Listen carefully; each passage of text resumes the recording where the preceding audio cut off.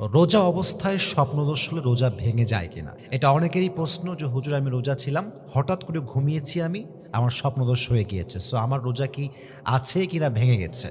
উত্তর হচ্ছে ভাই আপনাকে বুঝতে হবে আমাদের যেই হিউম্যান ক্যাপাসিটি আছে, এখানে বিষয় ২ টি আছে। এক হচ্ছে আমাদের সাধ্যের ভিতরে, আরেক হচ্ছে আমাদের সাধ্যের বাহিরে।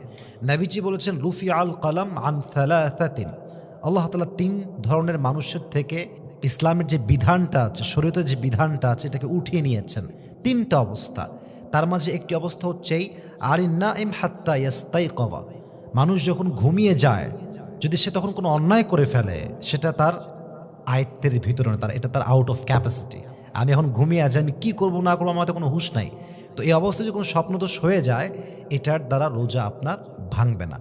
যদি আপনি ইনটেনশনালি অর্থাৎ ইচ্ছাকৃতভাবে আপনার বীর্যপাত করান, অর্থাৎ মনি বের করেন, আই মিন মাস্টারবেশন করেন, সেই ক্ষেত্রে আপনার রোজাটা ভেঙে যাবে। কারণ হচ্ছে আপনি ইউ ডিড ইট ইনটেনশনালি। আপনি এটা করেছিলেন কি হিসাবে? ইচ্ছাকৃত হিসাবে। মানে ইচ্ছা করেছে তাই করেছেন। অতএব এটা আপনার রোজাকে ভেঙে দিবে। যদি এটা আনইনটেনশনালি হয়, এটা যদি আনউইলিংলি হয়, এটা যদি উইলিংলি না হয়, তাহলে কিন্তু এটা আপনার রোজাকে ভাঙবে না। বিকজ আপনি ঘুমিয়ে আছেন, আপনি আপনার সাধ্যে নাই যে আপনি এটাকে আটকাবেন। ওটা হয়ে গিয়েছে। অতএব এখানে আপনার বিধানটা হচ্ছে আপনার রোজা ভাঙবে না। তবে হ্যাঁ, আপনার গোসলটা ফরজ হয়ে যাবে।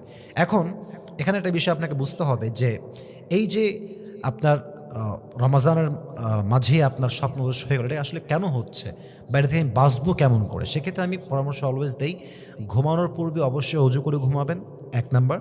২ নাম্বার ঘুমানোর পূর্বে অবশ্যই আয়াতুল কুরসি পড়বেন ২ নাম্বার। ৩ নাম্বার হচ্ছে অবশ্যই ঘুমানোর পূর্বে ৩ কুল পড়বেন। সূরা ইখলাস, সূরা ফালাক, সূরা নাস। এই ৩ টা পড়ে ফু দিয়ে পুরো শরীরটাকে মাসাহ করে ঘুমিয়ে যাবেন। এতে করে কি হবে? শয়তান আপনাকে বাজে স্বপ্ন দেখাতে পারবে না।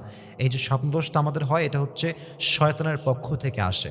তো আমরা যদি এই আমলটা বারবার করতে পারি, প্রত্যেকদিন কন্টিনিউয়াসলি করতে পারি, অজু করতে পারি, পবিত্র থাকতে পারি, আয়াতুল কুরসি পাঠ করতে পারি, ৩ কুল পাঠ করে ফু দিতে পারি পুরো শরীরে, এতে করে দেখা যাবে আমাদের স্বপ্নদোষ বেশি একটা হবে না। আল্লাহ তাআলা আমাদের সবাইকে এটা বোঝার তৌফিক দান করুন। সকলেই পড়া আমিন।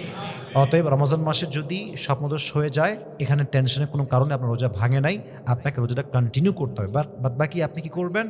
আপনি কখনোই হস্তমৈথুন করবেন না, মাস্টারবেশন করবেন না। এটা করলে আপনার রোজা কখনোই থাকবে না। আল্লাহ আমাদের সবাইকে বোঝার তৌফিক দান করুক। সকলে পড়া আমিন।